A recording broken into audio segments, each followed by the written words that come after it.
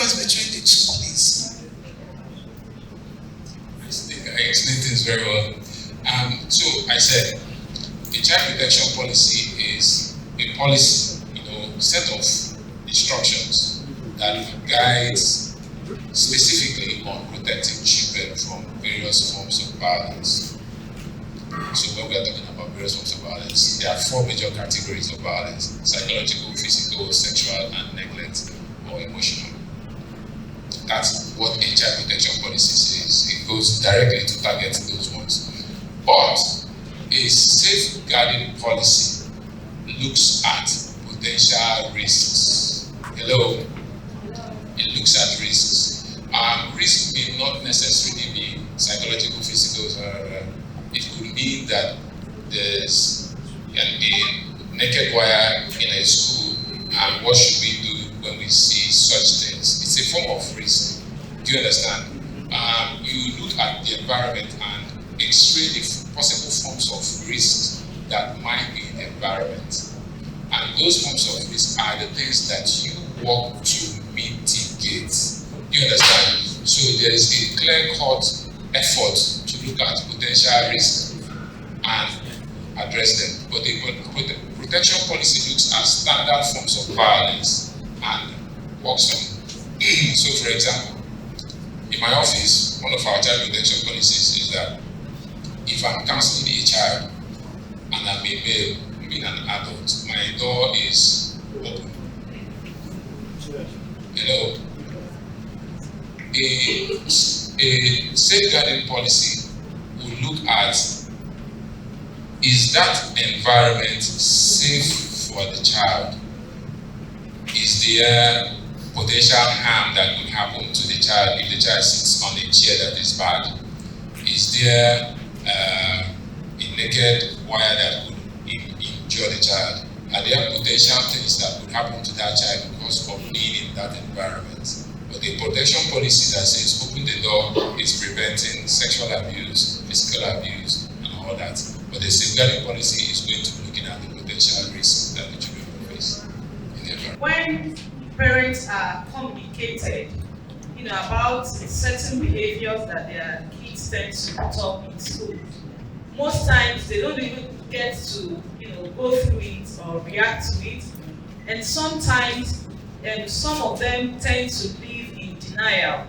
In such situations, how exactly do one go about it? Like, probably you notice a child that keeps poking another child in class, probably with a pencil or biro and all of that, and then you put it down probably in the communication book, and please, your child does this, and then the person tries to ignore, probably send again, the person will now tend to respond. And what is the duty of the teacher in the class? Is it not the duty of the teacher to ensure that that doesn't happen? In that situation, it's not just about the teacher not stopping the action. The teacher might go ahead to stop that action happening there. But then, what is there a way of getting them to understand that it's not just limited to the teacher stopping that, but working on that child to stop that kind of attitude? So, as educators or as teachers, how do you go about it? I think that's my question. Thank you so much. If it's a school that values partnership, that values collaboration, and has communicated to the parents at the beginning that we work together, we will need your input, we will need to call you when there are issues. They will be used to such things. So let's not only call parents, these parents are human beings too. If the only time we communicate with them is when there's a problem, they might build walls to defend their children when you call them for those issues. I think it's a natural parenting instinct to rise up to protect the child and say, you will need to talk to yourself as a parent to put your guards down when somebody brings a case against your child, true or false. So it is a system that the school needs to put in place to make sure that there is communication between, when you've written and the parents, we have a responsibility as educators to now go and address the issue with the parents.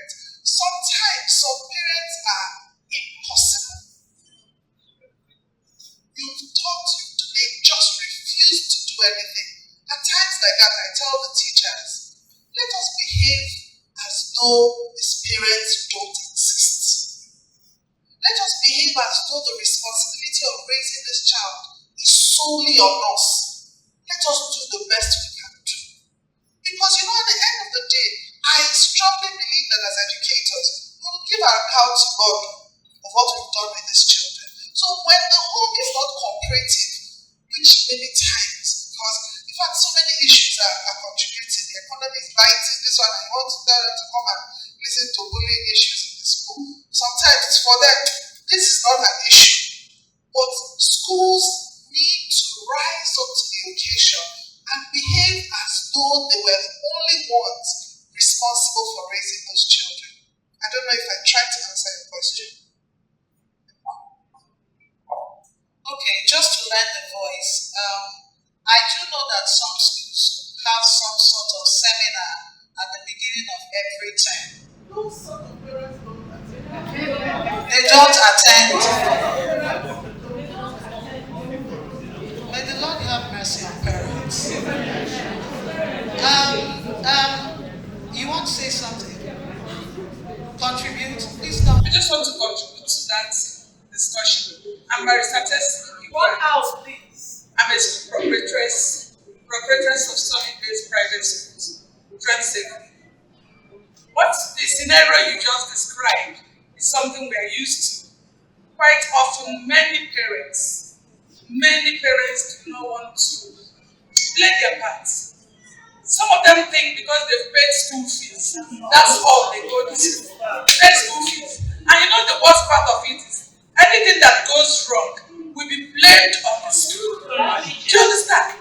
They just say it's the school, it's the school, it's the school. It's never the home. But we have to keep doing our best. I like what you said, somebody just said here. I think it was you. I tell my teachers that we are working for God. And unless you develop that mindset, you may not enjoy what you're doing. But if you see yourself as that person who is helping, who God has placed in a position to help to complete the work, then you'll be enjoying it no matter how much remuneration you are getting. I had a parent who called me and asked me what's the business of the school with her child's hair. After that particular hairdo she had, that girl started making the all bags. That was so. Recently, about maybe last week, precisely, a parent came to my school. Her child had broken a chair. Sometimes you see certain things could happen by accident. I don't have this full story, how it happened, but it was not by accident. Again, he didn't get a knife to cut the chair, but it was out of his own mishandling of the chair. And then the father was communicated to the father. You understand? We have a policy. If you spoil after many years, my school is 32 years now. So along the line, I have learned how to handle some of these things. I'm still learning. That's why I'm here. You understand? So now, if you break like that, you buy another one. This man called me. He had been dealing with the class teacher.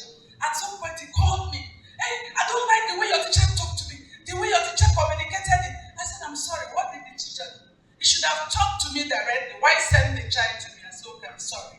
But this is but then my child started with you from nursery. I said, thank you very much for your patronage. But that's our policy. Do you understand?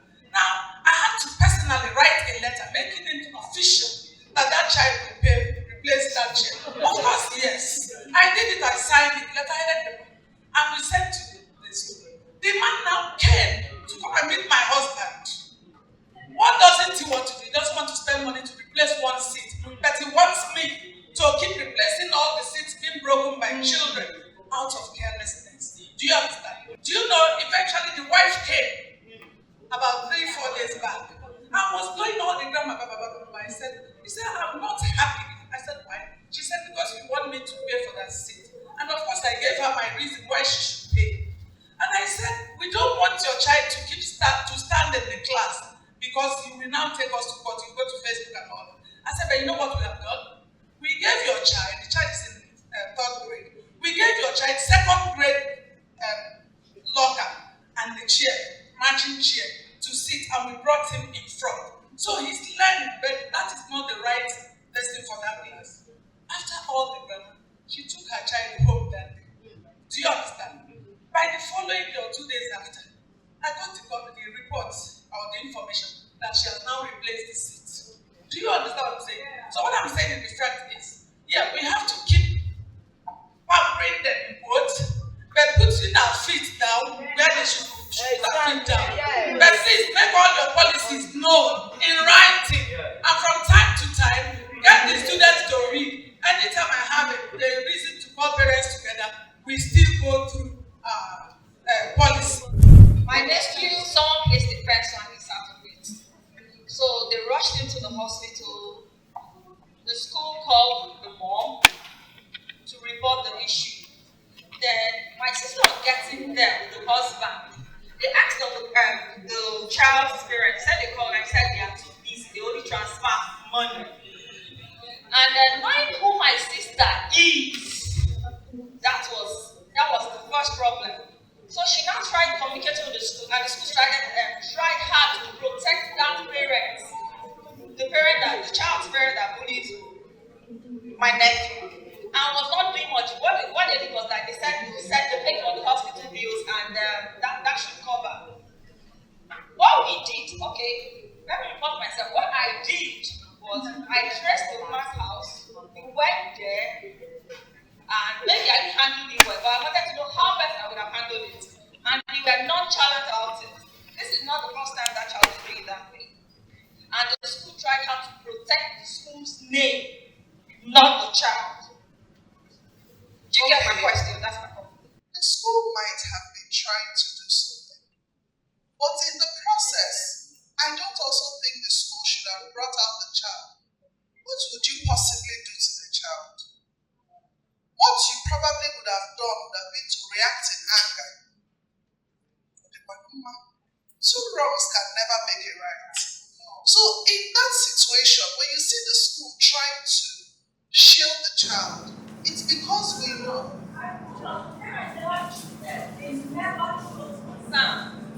That's my problem. I feel it's best to have let the school handle it. Because now, you are the one that also told us that you're not proud of what you did. Sometimes anger can make us, sometimes we might need to just, keep pushing that the school does what they should do. But these are systems that have flaws. These are flawed systems. There's no system that is not flawed. But as parents, we also have the responsibility to guard our own emotions and our own reactions, so that we don't look back at what we've done and we're not proud of what we did at the end of the day. Because, I understand how painful it is. You have wounded my child. My child has gone to the hospital. You did not even show concern. You're saying, how much is it? Who are you? Are you Dangote? This is our ego that is working here. At the end of the day, what should be important to us is that child. Let's get my child well. And then you can see that, okay, maybe that school is not serving my child well enough. The school is probably not handling it well, because if the school handled it well, maybe it shouldn't have even gotten to the case of going to the hospital. You can choose to say, I'm not doing it again. I'll take my child somewhere else. Than getting to the point of doing things that we would regret. We should also remember, because I'm convinced that the child that was bullied knows what happened. We are also letting the child know, this is how to take laws into your hand, and don't take rubbish from anybody. It's just so the easier thing to do is keep pushing. If the school doesn't eventually handle it, you just say, what, these people are not good for me. Let me carry my child and go before they lead me to sin. That is how I would have thought it should be handled. Thank you. I actually came here to learn how to handle this bullying thing, because I work in a school that is basically for girls. And actually, when I applied, I went to be a teacher, but at that time, the vacancy was in the infirmary, like a sick bay where they take care of kids.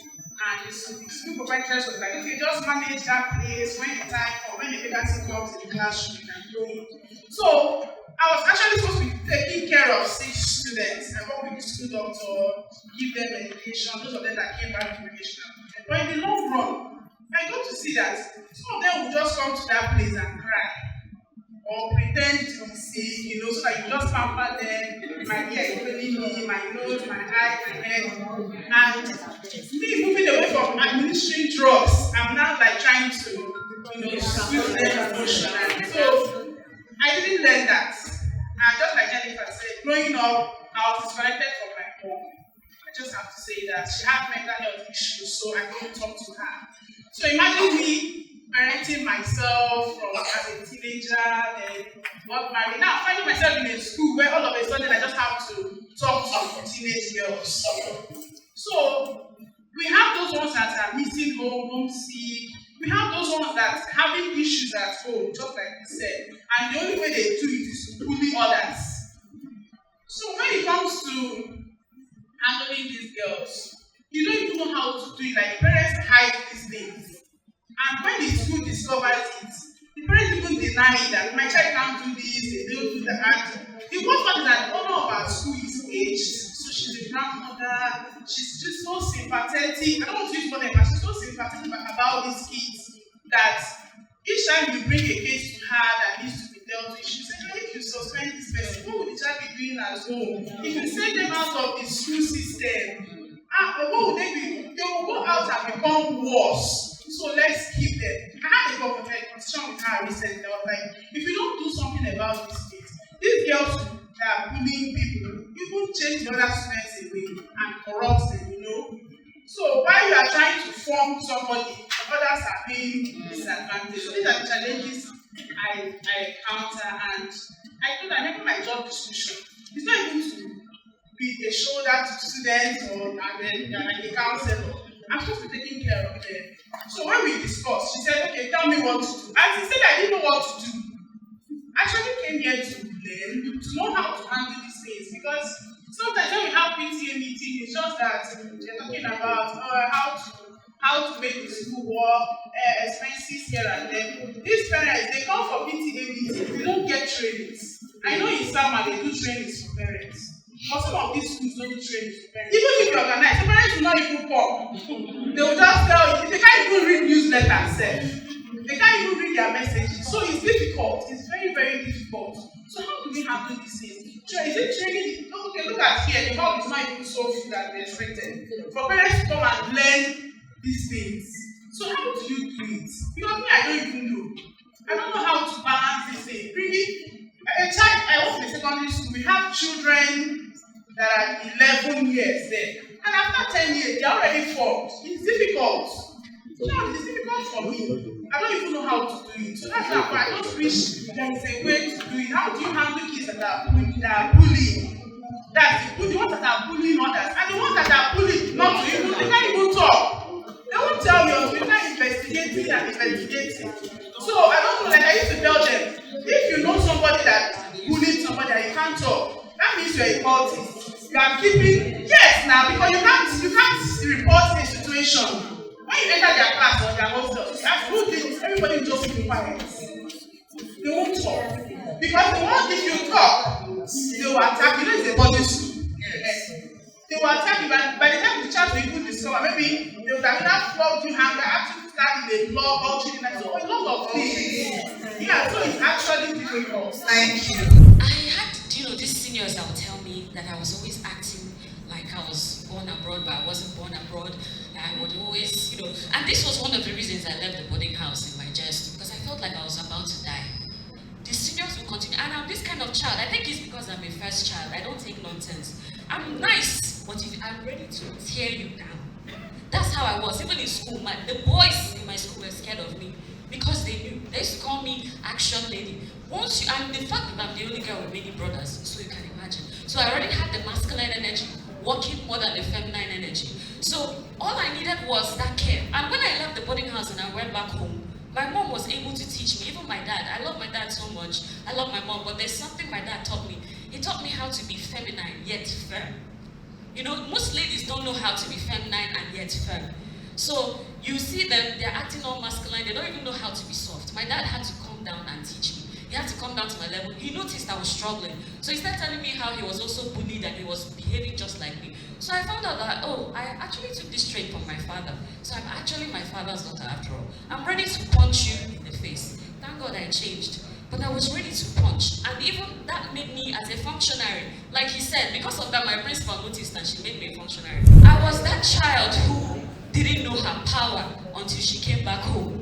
And that was the reason I fought so hard for my brothers not to go to boarding school or hostel. Because I could see the nonsense. There was a lot. There's some things I don't want to say here because of these children. You know what I mean?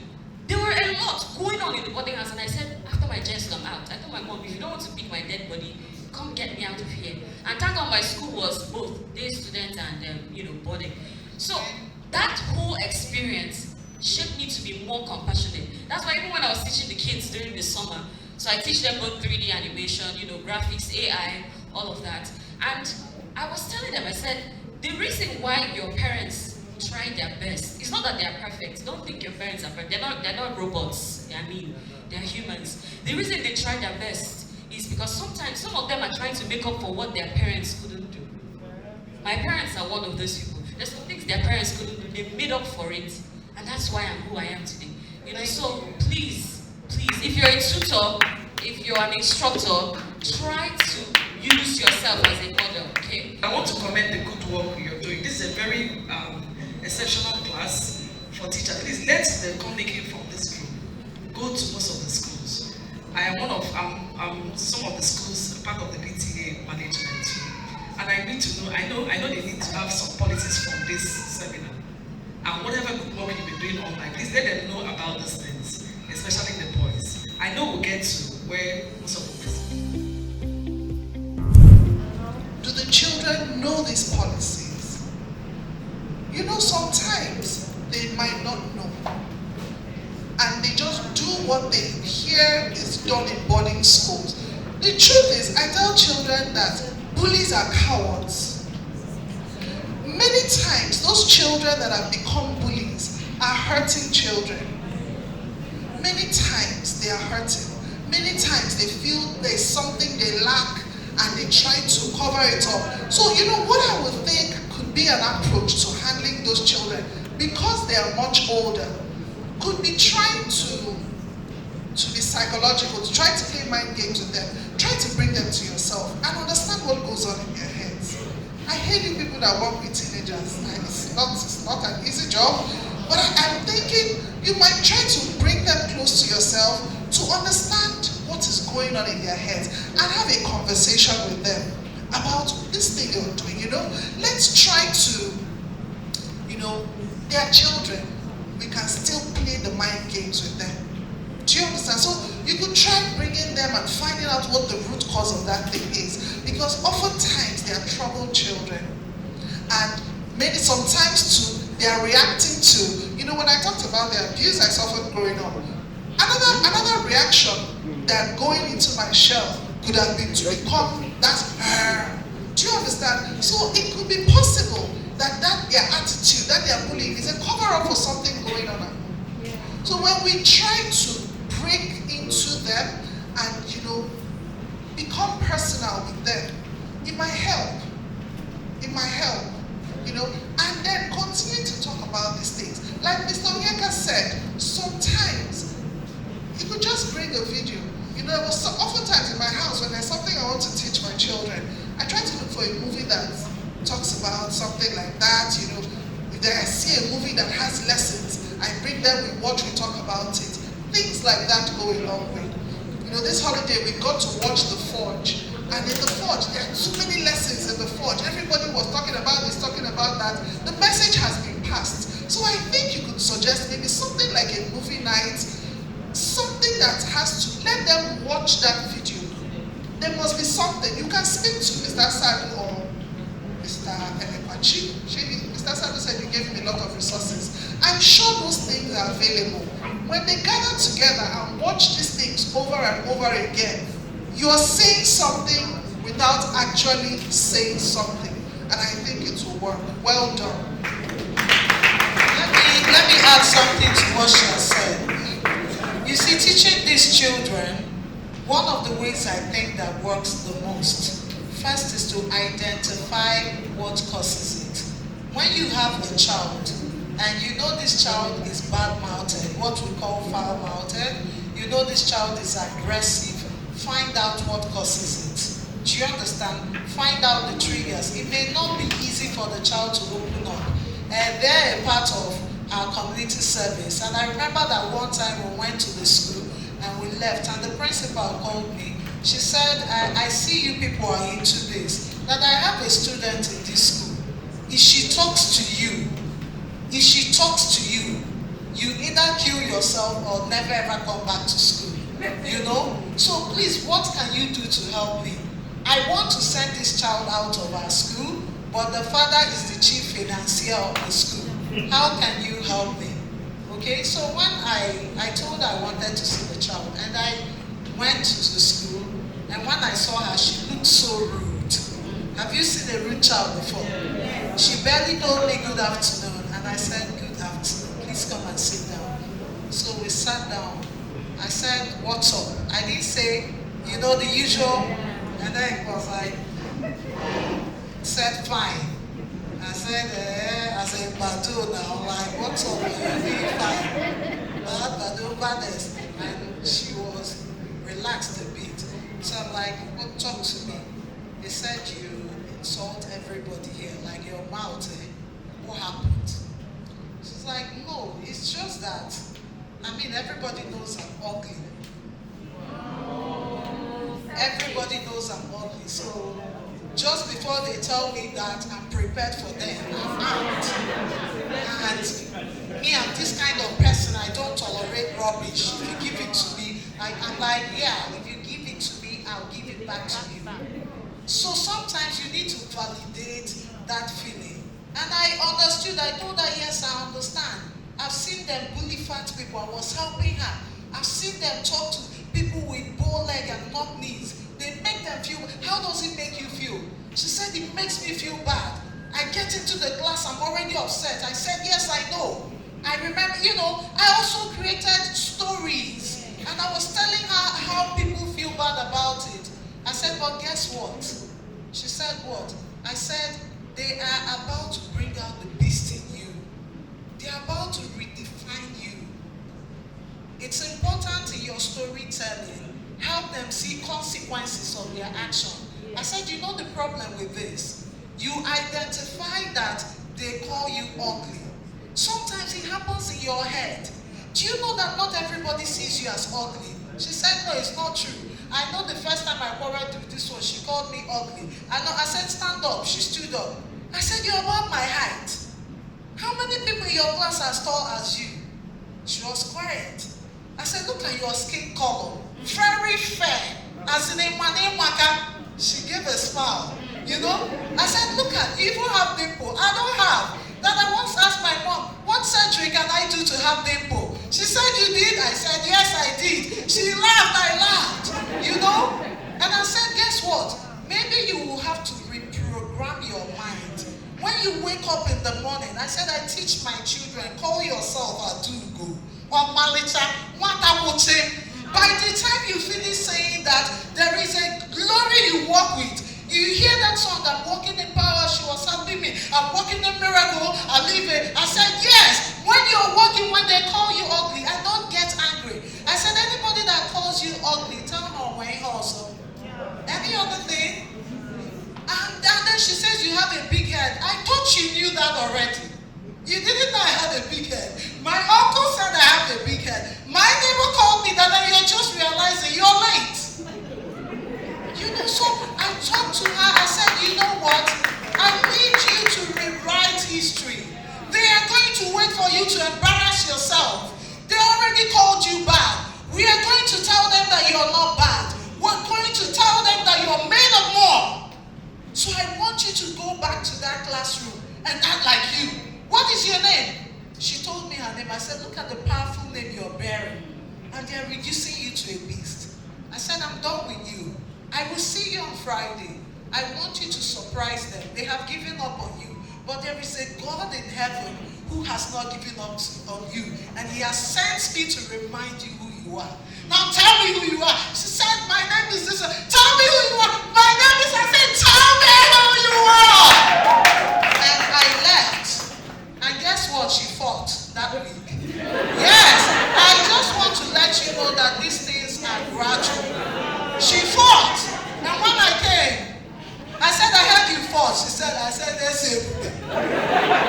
Emma, what's up? What happened? Why did you fail? She said, you know, she was practicing it, but the boy was going on and on. I said, it's okay. You failed this week. Next week, we'll start again. It is a gradual process. You have fought all your life. Guess what? The second week, she didn't quarrel with anybody. The third week, she didn't quarrel with anybody. In fact, by the time I saw her again, I saw a lively person. She saw me at and you know, and the woman called me. She was like, Diego, I didn't know what parents. That's the problem. It's always money. It's not about saving lives. Do you understand what I'm trying to say? And you made a statement. You said you were explaining to her that my primary duty is not this one. It is your duty. As a teacher, do extra. Also teach your children to do extra. Don't say because they said I should sweep the parlor. So everybody also did that. Someone else is happy I will sweep under the parlor. No! You're told to sweep the parlor. Open a gas and corridor. Do you understand where I'm going to? So there's a reason you are placed there. It is not by accident. Open conversation. You tell stories. Listen to their needs. Do you understand? And apart from that, tell them children don't know the consequences of their actions. If you know that, if you don't know, okay, maybe okay. That's what I tell my teenage daughter. Sorry, I'll let you talk. I was talking to her once. I said, guess what? If you start doing ihabobia at a small stage, at a young age, when you become older, I said, rock your youthfulness. There was a day they were going to church and they wanted to try my lipstick and mascara. I said, no, youthfulness is beautiful. It's beautiful. Don't try my lipstick. My lipstick, Boka, again. Your own is alive. My powder is to enhance that. But yours is nice. Don't do it. I said, when you're my age, if when you're 18, you want to look like her. Don't be in a haste. And you see my daughter, she has some of the people be go by what I can. I said, don't worry. I just want to rock this for now. You know? So it's for us to have these open conversations, tell them the consequences, storytelling works, and to introduce Kiddisdom, we also have a group, a club, the safety club. We run every month, second week of every month, right? In that club, what do we do? Sorry, first week, I beg your pardon, of every month. What do? We gather kids together. It's a virtual program, and we talk to them about safety matters. Sometimes emotional, sometimes physical. In that club, we open up. We tell them it is okay to feel this way. It's very normal to feel disappointed, to be aggressive. People get on your nerves. So when you're angry, don't be disappointed in yourself. However, it is the way you manage your emotions that make you mature or what? Immature. And we tell them it's okay to make mistakes. Mistakes are part of growth. Do you understand what I'm saying? So in case you're still struggling, those kids can register with Safety Club. And it's very affordable, just about 2K to 5K. Yeah.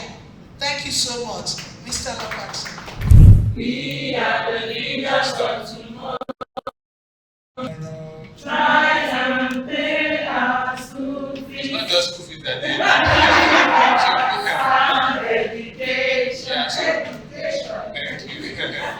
So right now, we know that the things that children need are a lot different. In fact, about 1 or 2 years ago, I think it was about 2 years ago, New York Times wrote a piece, and it was about loneliness.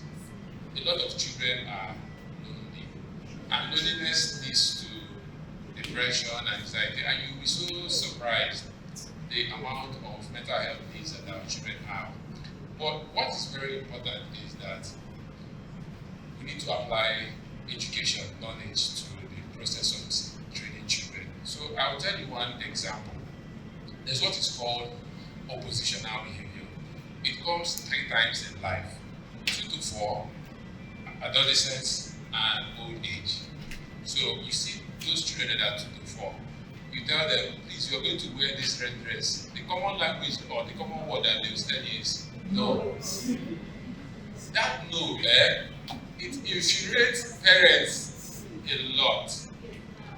But that no is just like a woman going through menopause or a person going through life. It's developmental. It's a stage where children now realize that you are carrying me in the hand, or yes, you are carrying me at some point.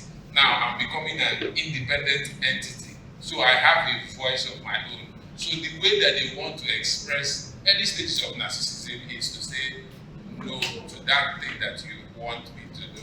It's just opposition. They are growing to become independent. So you need to understand that they are not just doing that because they want to mess you up. They are doing it because it's the stage of life that they are in. So you don't go ahead to deal with the child with aggression. Do you understand? It's a moment of understanding. Second point that it happens is at adolescence. And you know, adolescence is a very good and dangerous time because children are struggling with 3 things: identity. Who am I? What am I doing here? That's when they try to know whether they can try out substance of abuse, whether they can try out peer-related, pressure-related things. In fact, that's where a lot of stories fly around. The reason why you're having pimples is because you're not having sex. The reason why you're not doing this. I remember when we were in secondary school, we go for parties, and my friends will want to dance with a girl, and they cannot do it if they don't. I'm talking about secondary school.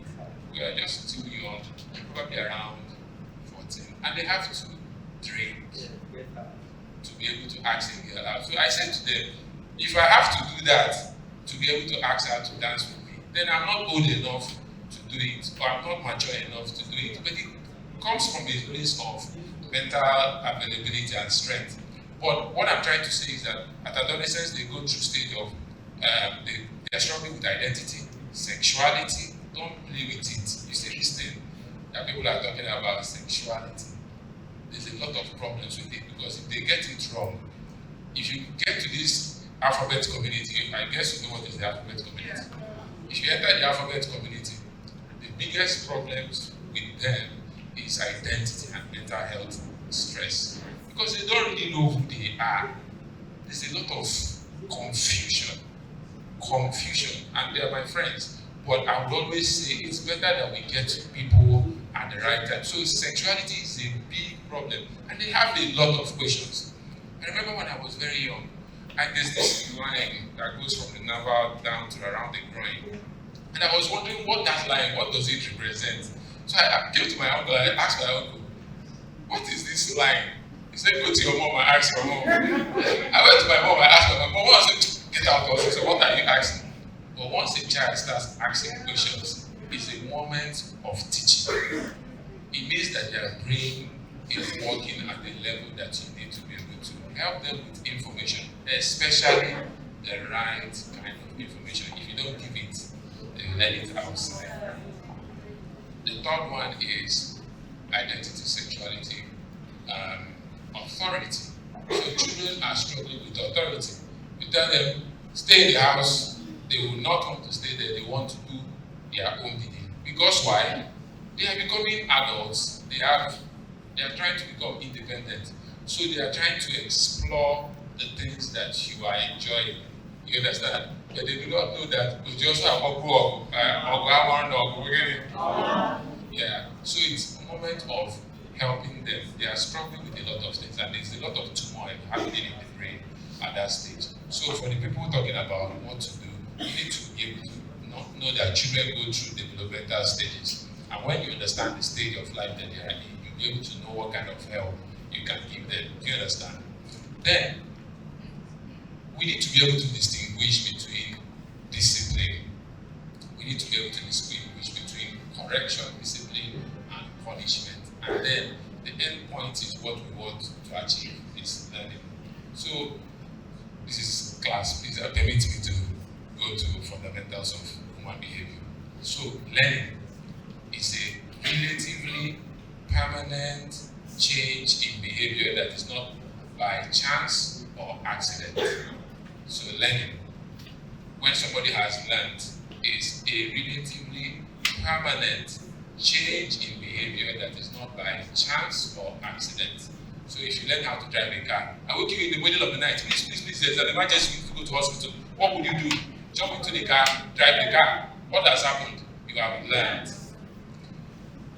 Punishment is using pain to cause behavioral change. And most times, it's often short-lived because it's a response to a stimulus. It is not usually we have not achieved a change in behavior. So punishment means that you have done it wrong, and I use what came. Sawai. And what do? Okay, I will not do it again. Have they learned that what they've done is wrong? So most times we use too much force, energy on things that we would have given some time towards correction, change in behavior, and process. So I can give you this assignment and you go home and you read up the work of Prochaska and de Clemente. It's called the process, the behavioral change segment. Prochaska and de Clemente, for all of us who are dealing with children. There are stages of behavioral change and they don't happen overnight. You have to be able to first of all know that if you want to cause change, some people have not even thought about the fact that they need to change that behavior. So it's called the pre-contemplation stage. They've not even thought that the behavior needs to be changed. That's not the problem. The person is doing her thing, being abusive. She has not even thought that the behavior needs to be changed. So pre-contemplation, then you move to the stage where you start, okay, contemplation stage. So so what she just did was to give her an insight that she needs to be able to change. So she now starts maybe to contemplate that, okay, maybe I need to change this behavior. But nothing has really happened at that stage. You now move maybe to the next stage of action. So they eventually think through the process and they say, okay, I need to do what? Take an action. So when they take an action, it doesn't end there. There's another stage where you have to maintain the change. In fact, this year, I said to myself, I cannot wake up in the morning because I work across time zones, you get funding from the US, you get funding from Denga. So sometimes their time zone is different from my own and you have friends around the world. So usually, when I wake up, the usual first reflex is get my phone, check my email, do WhatsApp, do one or two things, and before you know what's happening, time is going. And neuroscience is telling us that the first thing you should do in the morning is not to touch your phone. You are exposing yourself to unnecessary screen time and all that.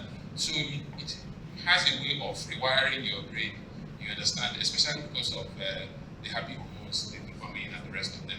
So I said this year, I cannot wake up first in the morning and touch my phone. It's still an effort. I'm getting there gradually, but it's still an effort. So you have to get to that point where you realize, oh, that this thing is a cycle. It has to go through a process and then be able to know that, okay, behavior change has occurred. And when behavior change has occurred, is when you can now say that learning has occurred because there's a relatively permanent change in behavior that is not by accident and it's not by chance. Thank you. I want to say a very big thank you for the organizers of the program, and maybe why we are not actually being quick in responding. Maybe we are being bullied by the speakers. So, however, that's just by the way.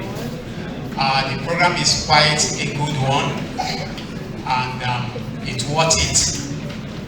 And I believe if every one of us who made ourselves available to this program will go out there and also inform other people out there about this program.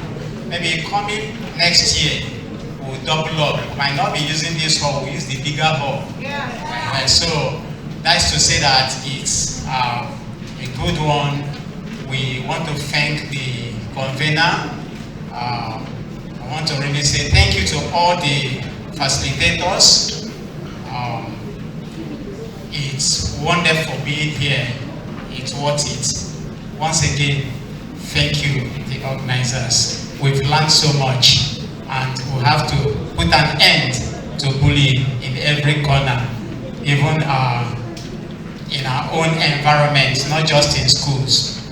In our neighborhood, when we see anyone doing something like that, we need to tell the person to put an end to it, because bullying doesn't worth it. Thank you.